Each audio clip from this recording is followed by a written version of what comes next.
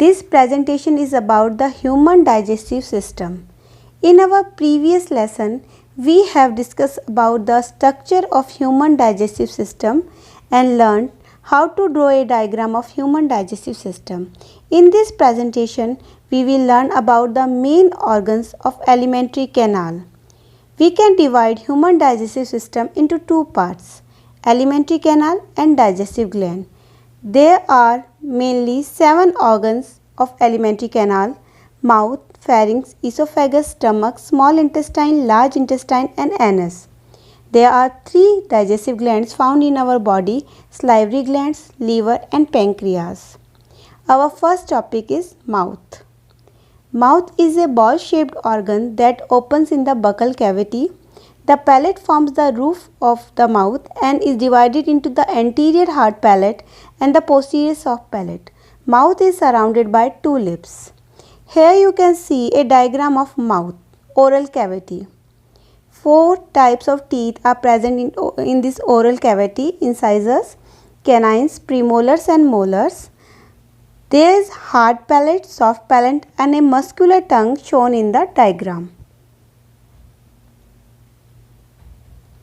It consists of following important parts: the tongue. The tongue is a muscular structure that occupies the floor of the mouth. It is attached by a fold of its mucous membrane covering called the frenulum to the floor of the mouth. The superior surface consists of numerous papillae called the taste buds. The tongue plays an important part in mastication. Chewing means खाने को चबाना. Deglutition means swallowing, खाने को निगलना. Speech बोलना. Test स्वाद ग्रहण करना, यानी आप खाने का जो टेस्ट फील करते हो वो टंग के थ्रू करते हो. यहाँ इस डायग्राम में आपको टंग के वो पार्ट्स दिखाए गए हैं जो डिफरेंट टाइप के टेस्ट को फील करते हैं. टंग का जो पीछे वाला पार्ट है, पोस्टीरियर पार्ट, वो बीटर यानी कड़वे जो स्वाद है उसको महसूस करता है. सोर खट्टे का स्वाद आपको साइड से आता है और स्वीट मीठी चीज़ें जो होती है उसके स्वाद का ज्ञान आपको आगे वाले पार्ट से हो जाता है. ओरल कैविटी का जो सेकंड नंबर पार्ट है that is teeth. Teeth are located in a cup found in the jaw. Such a mould is called gum. हमारे जो दांत हैं वो जबड़े की हड्डी में एक कूप में फंसे हुए हैं और उन कूप को हम मसूड़े कहते हैं, गम कहते हैं. Human according to their teeth arrangement 3 type के हो सकते हैं.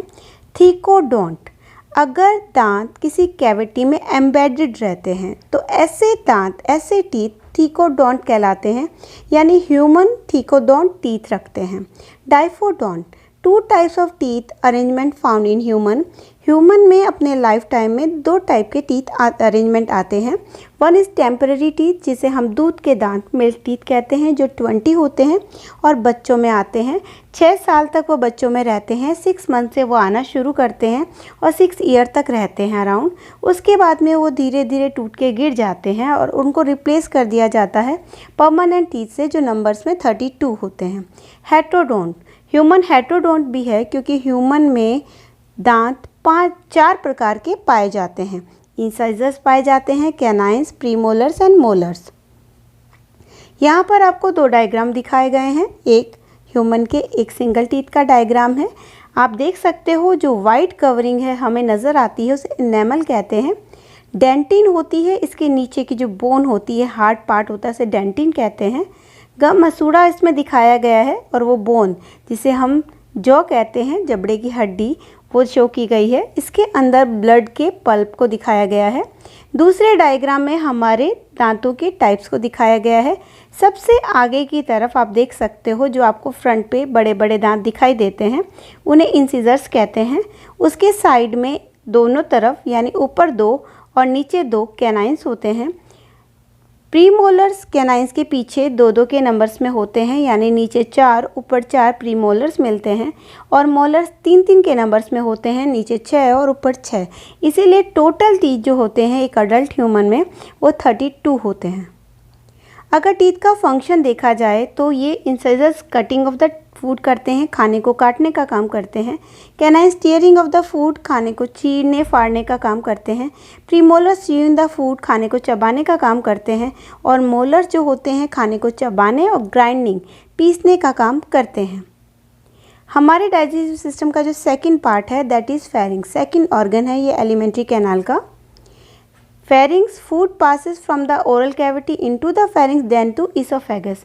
ओरल कैविटी से खाना फेरिंग्स में आता है और ईसोफेगस की तरफ जाता है। फेरिंग्स को हम 3 पार्ट्स में डिवाइड कर सकते हैं। इस डायग्राम में वो 3 पार्ट्स दिखाए गए हैं, नेजोफेरिंग्स, ओरोफेरिंग्स, लैरिंगोफेरिंग्स। आप इस डायग्राम में देख सकते हो जो नेजल कैविटी से जुड़ा हुआ है वो नेजोफेरिंग पार्ट है, जो ओरल कैविटी से जुड़ा हुआ है दैट इज़ ओरोफेरिंग्स, और जो हमारे गले नेक और लैरिंग्स एक ग्लैंड होती है उससे जुड़ा हुआ है उसे लैरिंगोफेरिंग्स कहा जाता है। The nasopharynx is important in respiration. The oropharynx and laryngopharynx are passes common to both the respiratory and the digestive system.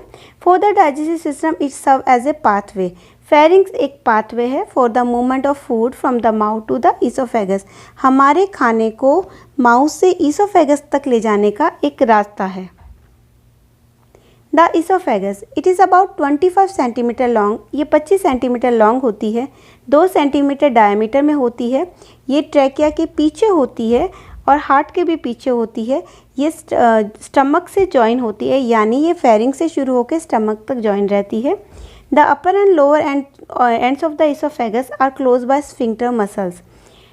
Oesophagus का ऊपर वाला हिस्सा और पीछे वाला हिस्सा स्फिंक्टर मसल से क्लोज रहता है, यानी जब तक हमें भूख लग रही है हमारी ईसोफेगस ओपन है, हम खाना खा रहे हैं।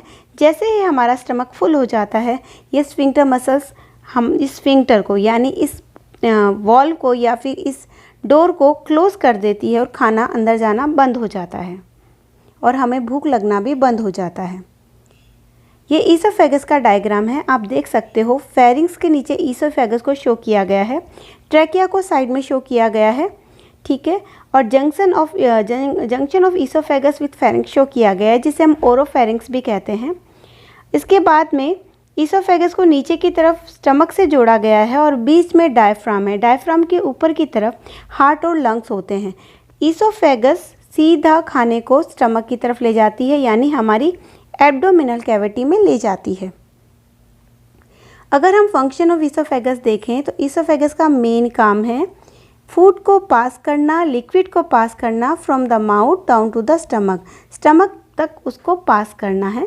और ये करती है एक मूवमेंट के थ्रू जिसे पीरियोडिक कॉन्ट्रैक्शन भी कहते हैं, पेरिस्टाल्सिस मूवमेंट होती है, जिसको हम अब अगले डायग्राम में समझेंगे। सेकेंड इसका फंक्शन है two sphincter on either side of the oesophagus separates food into small unit. अब इसके जो स्फिंक्टर्स लगे होते हैं ईसोफेगस के दोनों साइड, वो फूड को छोटे छोटे यूनिट्स में डिवाइड कर देते हैं जिसे बोलस कहते हैं। अब बोलस की फॉर्म में खाना स्टमक में जाता है।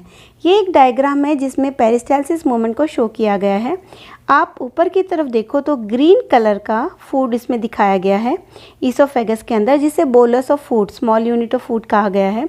मसल्स, ऊपर की मसल्स, इस बोलस के जस्ट ऊपर की मसल कॉन्ट्रैक्ट हो रही है और कॉन्ट्रैक्ट होने की वजह से बोलस को पुश डाउन कर रही है, बोलस नीचे की तरफ आ रहा है। और जहाँ पर बोलस फंसा हुआ है इस समय वो रिलैक्स मसल्स हैं, वो ओपन हो गई हैं, बोलस को स्पेस दे रही हैं।